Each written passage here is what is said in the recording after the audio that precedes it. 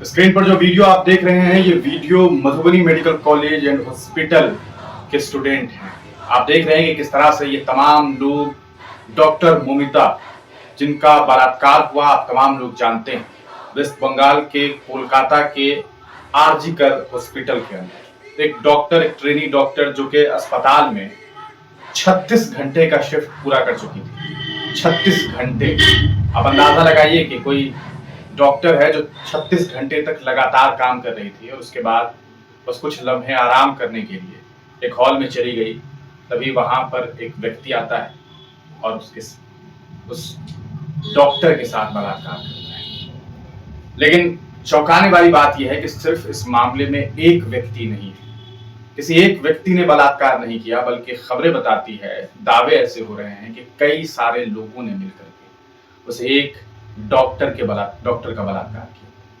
जो रिपोर्ट सामने आया है वो काफी चौंकाने वाले हैं। दोनों पैरों को पकड़ करके अलग अलग हिस्सों में चीरने की कोशिश की। उसके प्राइवेट पार्ट्स पर जितने जख्म हैं उससे कई ज्यादा जख्म उसके शरीर के हर एक अंग में।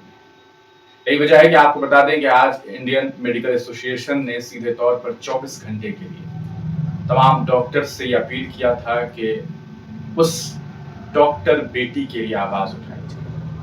असल में मामला ये सिर्फ डॉक्टर मोमिता का नहीं है, बल्कि हिंदुस्तान की तमाम बच्चियों का, तमाम बेटियों का। अक्सर लोग कह देते हैं कि छोटा कपड़ा पहनती है, इसी वजह से इस तरह के मामला सामने आते हैं। तो सवाल ये है कि 3.5 साल की बच्ची का बलात्कार कैसे हो जाता है। सवाल ये है कि बाप अपनी बेटी का बलात्कार कैसे कर दे रहा है। सवाल ये है कि 85 साल की बूढ़ी अम्मा का बलात्कार कोई घर में घुस करके कैसे कर सकता है, अगर सिर्फ लिबास की वजह से महिलाओं और बच्चियों का बलात्कार होता है। यही वजह है कि आज देश भर में बलात्कार के मामला इतने ज्यादा बढ़ गए हैं कि कोई सोच भी नहीं सकता है।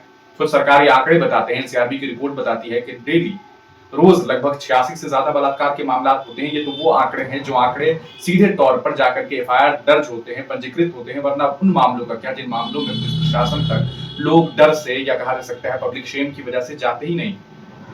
आप इस वीडियो को देख रहे हैं, ये वीडियो बिहार के मधुबनी जिला अंतर्गत मधुबनी एमएमसीएच है, ये Madhubani medical college and hospital, उस के जो छात्र हैं, वहां जो डॉक्टर्स हैं, वो तमाम लोग मिलजुल करके इस पूरे मामले पर प्रोटेस्ट कर रहे हैं। मामला सिर्फ डॉक्टर मोमिता का नहीं है। आपने देखा पिछले दिनों बिहार के मुजफ्फरपुर में 14 साल की दलित नाबालिग बच्ची को उसके घर से संजय यादव और उसके 4-5 साथी उठा करके ले जाते हैं और उसके बाद उस बच्ची के साथ बुरी तरीके से गैंग रेप करते हैं। और आपको बताएं कि उस लड़की के प्राइवेट पार्ट पर 50 से ज्यादा बार चाकू मारा जाता है, चाकुओं से गोद दिया जाता है, उसके स्तन को काट दिया जाता है। अब इससे ज्यादा भयावह क्या हो सकता है। लेकिन खैर, ये वही देश है जहां पर बिल्किस बानो की बलात्कारियों को लोग माला पहनाने के लिए पहुंच जाते हैं। तो फिर ये सोचने पर मजबूर हो जाता है इंसान कि आखिरकार क्या ये समाज उन बलात्कारियों का साथ नहीं दिया था। अगर ऐसा नहीं हुआ होता, बलात्कारियों को माले नहीं पहनाए गए होते, तो बलात्कारियों की हिम्मत इतनी तो नहीं बढ़ी होती। आज बिहार का मुजफ्फरपुर हो, कोलकाता हो या फिर उत्तर प्रदेश का बिजनौर हो, जहां 5 लोग एक घर में जाते हैं, वहां से एक बच्ची को उठाते हैं और उठा करके ले जाते हैं और 5 दोस्त मिल करके, जिसका नाम विक्की है, विकास है, लवकुश है, नाम कितने अच्छे कितने प्यारे, लेकिन काम कितने बुरे। 5 साथियों ने मिलकर के उस बच्ची के साथ बलात्कार किया, गैंगरेप किया, वीडियोस बनाए। और जब पुलिस प्रशासन ने उन लोगों को गिरफ्तार किया तो उसके मोबाइल में गैंगरेप के वीडियो भी मिले। ये कुछ मामले हैं। आपने देखा कि उत्तराखंड में किस तरह से उत्तराखंड के रुद्रपुर में एक महिला नर्स अपने अस्पताल से घर के लिए वापस आ रही थी। उत्तराखंड और उत्तर प्रदेश के बॉर्डर के पास बिलासपुर में उसका घर था। वहां 11 साल का बच्चा उसका इंतजार कर रहा था। वो नर्स अपने अस्पताल से घर के लिए रवाना होती है। बीच रास्ते में एक व्यक्ति उसे रोकता है, धर्मेंद्र नाम का, और उसके बाद उस महिला को लेकर के वो खाली प्लॉट की तरफ लेकर के चला जाता है। उसके कपड़े से उसके मुंह को बांध करके और उस महिला के साथ बलात्कार करता है। बलात्कार करने के बाद उसके पास जो भी गहने होते हैं, जो पैसे होते हैं, वो चुरा करके फरार हो जाता है। 30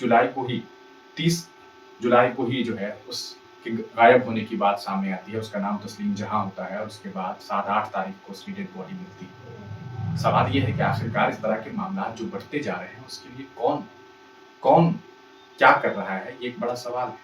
कहने को आप ये कह देंगे कि उत्तर प्रदेश, आप कहने को कह सकते हैं कि ठीक है, अब वेस्ट बंगाल में ये मामला हुआ है तो ममता बनर्जी रिजाइन दे। तो फिर ये क्यों नहीं कहेंगे कि उत्तर प्रदेश के बिजनौर में, उत्तर प्रदेश के अलग अलग हिस्सों में बलात्कार के कई मामला सामने आए हैं, तो योगी आदित्यनाथ भी रिजाइन दे। बिहार के मुजफ्फरपुर में बलात्कार हुआ तो नीतीश कुमार रिजाइन दे। हिंदुस्तान के हर सूबे में बलात्कार हो रहा है तो यहाँ के प्रधानमंत्री रिजाइन दें।